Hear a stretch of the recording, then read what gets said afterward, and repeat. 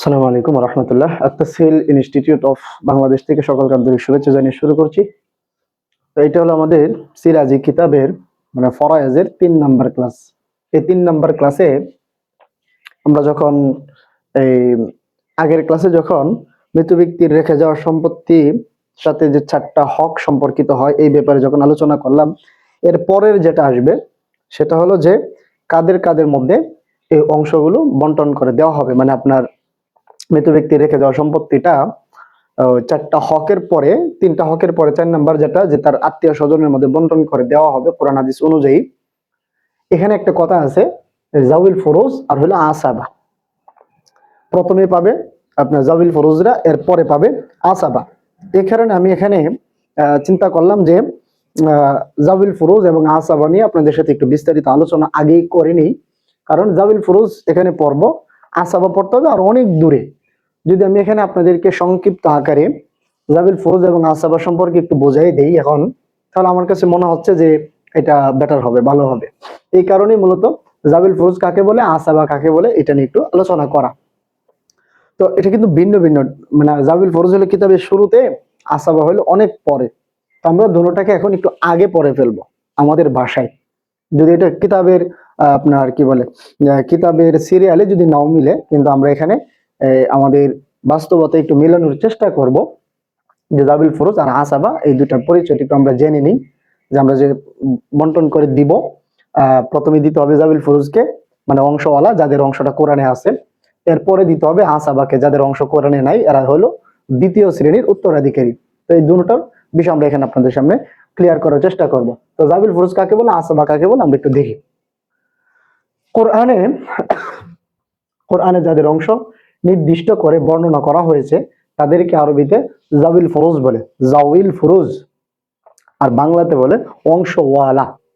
আরবিতে বলে জাবিল ফরোজ, বাংলাতে বলে অংশওয়ালা। এরা কারা? যাদের অংশটা কোরআনে বর্ণনা করা হয়েছে। তাদের সংখ্যা হলো 12 জন। 4 জন হলো পুরুষ, 8 জন হলো মহিলা। এই 4 জন পুরুষ কে কে? 1 নাম্বার পিতা, দাদা, মা, শরীক ভাই, স্বামী। পিতা, দাদা, মা, শরীক ভাই, স্বামী, এই হলো 4 জন পুরুষ। আর 8 জন মহিলা হলো স্ত্রী, কন্যা, পুত্রের কন্যা, আপন বোন, বাপ শরীক বোন, মা শরীক বোন, মা, দাদি, নানি। ঠিক আছে, এই হলো মহিলা হলো 8 জন। স্ত্রী, কন্যা, পুত্রের কন্যা, আপন বোন, বাপ শরীক বোন, মা শরীক বোন, মা, দাদি বা নানি। ঠিক আছে, এরা হলো জাবিল ফরোজ। এদেরকে কিন্তু সম্পত্তিটা বন্টন করে প্রথমেই দিতে হয়। এবং এদের অবস্থা আছে অনেকগুলো, প্রায় 43টার মতো অবস্থা। এই অবস্থাগুলো আমাদের শিখতে হয়। যদি আমরা এগুলো না শিখি তাহলে কিন্তু আমাদের প্যাচ লাগে। ঠিক আছে, তো আমরা এই অবস্থাগুলো আপনাদেরকে কার কোন অবস্থা, যে এখানে পিতার অবস্থা আছে, দাদার অবস্থা আছে, মা শরীক ভাইয়ের আছে, স্বামীর আছে, স্ত্রী, কন্যা, প্রত্যেকেরই কিন্তু একাধিক অবস্থা আছে। এগুলো যদি আমরা আগে ভালো করে মুখস্থ করে নিই তখন কিন্তু কিতাবটা আমাদের বুঝতে, মাসালাগুলো আমাদের বুঝতে অনেক সহজ হয়।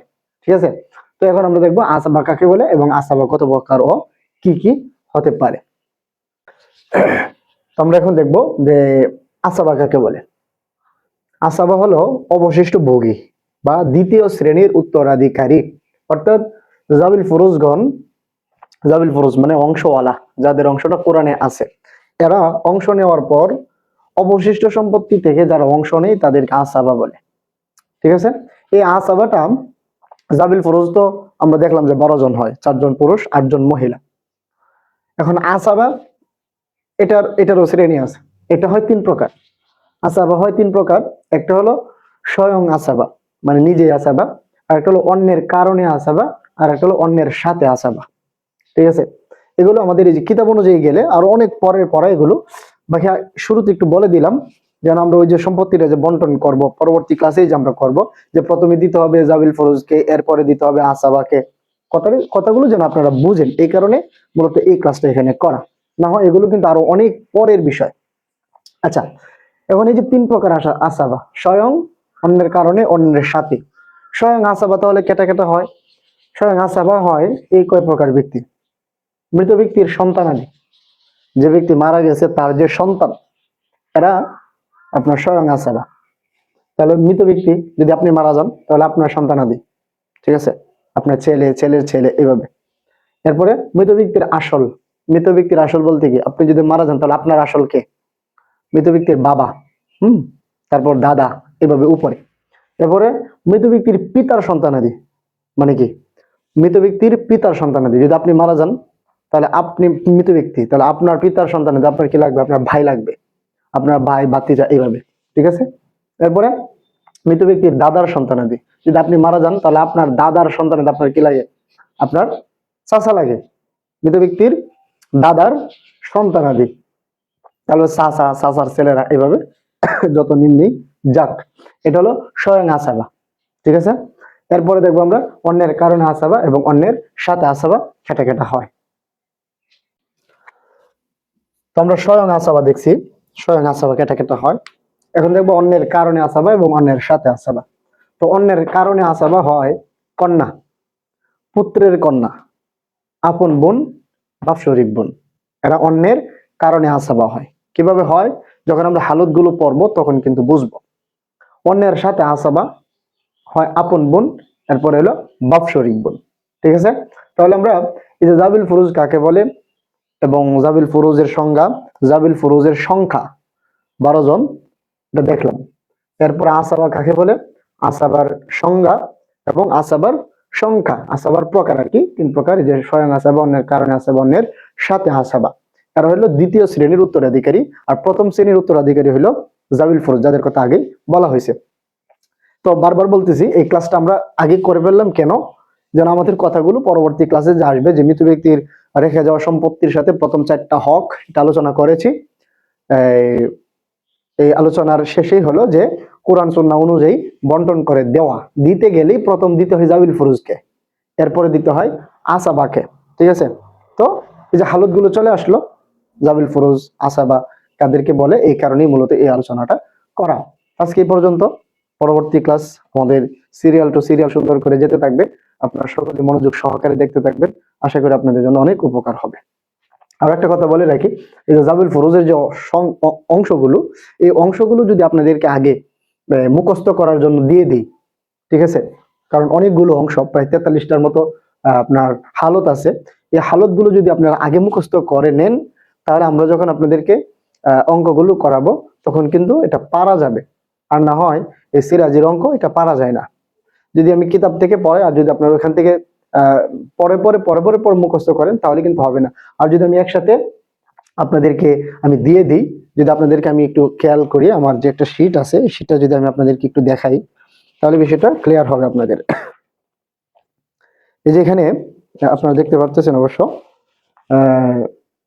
এই যে উত্তরাধিকারীদের প্রাথমিক অবস্থা, আমি জানি না দেখা যাচ্ছে কিনা, এখানে আমি কিন্তু এই যে আপনার সুন্দর করে লিখে রাখছি, যে এটা হলো আপনার এটা হলো পিতার অবস্থা 3টা, এই যে সুন্দর করে দেওয়া, দাদার অবস্থা 4টা, তারপরে এখানে আপনার আরো আছে, সকলেরটি দেওয়া আছে। এই যে মা শরীক ভাই বোনের অবস্থা 3টা, এরপরে স্বামীর অবস্থা 2টা, এরপরে স্ত্রীর অবস্থা 2টা। এগুলো কিন্তু আপনার আগে মুখস্থ করে নিলে পরে আপনাদের জন্য অনেক উপকার হয়। এই যে মেয়ের অবস্থা 3টা, এরপরে পুত্রের মেয়ের অবস্থা 6টা। আমি জানি না আপনারা দেখতে পাচ্ছেন কিনা। ওকে। তারপরে যে আপন, এখানে আছে আপন, আপন বোনের অবস্থা হলো 5টা, বাৎসরিক বোনের অবস্থা হলো 7টা। ঠিক আছে। এরকম ভাবে সকলেরটাই কিন্তু দেওয়া আছে। এই যে মার অবস্থা হলো 3টা, এরপরে দাদির অবস্থা হলো 2টা। ঠিক আছে। তো এই অবস্থাগুলো যদি আগে আপনাদেরকে আমি এভাবে নকশা, এই কলাম আকারে সুন্দর করে দিয়ে দিই, আপনারা যদি মুখস্থ করে নেন, তখন আপনাদেরকে যখন একটা মাসালা দেওয়া হবে তখন আপনি কিন্তু বুঝবেন, এবং মুখস্থ থাকলে এই জিনিসগুলো তাড়াতাড়ি আপনারা ধরতে পারবেন। তো দেখি কি করা যায়, যদি এইরকম সিস্টেমটা আমি আরেকটু ভাববো আপনাদের জন্য, যদি এই ভাবনাটা মনে করি যে উপকার হবে। এবং আমি ছাত্রদেরকে যখন এমনিতে কওমি মাদ্রাসাতে যখন পড়াই তখন কিন্তু এই সিস্টেমে পড়াই, এই যে শীটটা, এই শীটটা তাদেরকে আগে দিয়ে দিই, এখানে 43টা হালত আছে, 43টা হালত তারা আগেই মুখস্থ করে ফেলে, কারণ এই হালতগুলো আসলেই কঠিন। এই কারণে আগে যদি মুখস্থ করে নেই, তখন পরবর্তীতে এখানে আপনার অঙ্ক করার নিয়ম আছে, নিয়মগুলো পড়াই দিলে খুব ভালো পারে। ঠিক আছে। তো আমি বিষয়টা এখানে এটাই অ্যাপ্লাই করার চেষ্টা করব, যেটা আপনাদের জন্য উপকার হবে। আপনারা সকলের সাথে থাকবেন। যদিও ক্লাসটা একটু লম্বা হয়ে গেছে, আপনারা মতামত দিবেন যে এই হালতগুলোকে আগে আপনাদেরকে দিয়ে দিব কিনা। সকলে ভালো থাকবেন পরবর্তী ক্লাস পর্যন্ত। আসসালামু আলাইকুম রহমতুল্লাহ।